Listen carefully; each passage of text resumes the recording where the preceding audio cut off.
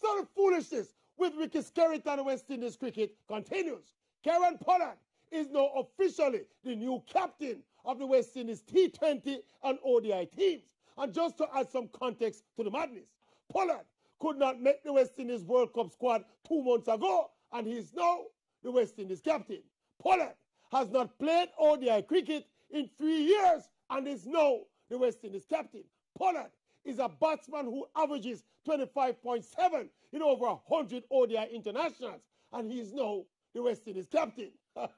All Pollard do is to flash him on 2 times in the CPL, and boom, he is the West Indies captain.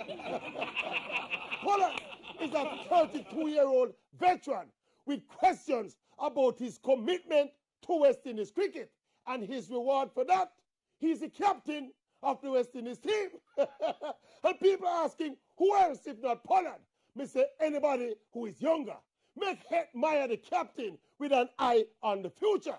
And it comes right back around to Ricky Skerritt's misguided and foolish philosophy of rebuilding West Indies cricket with older players.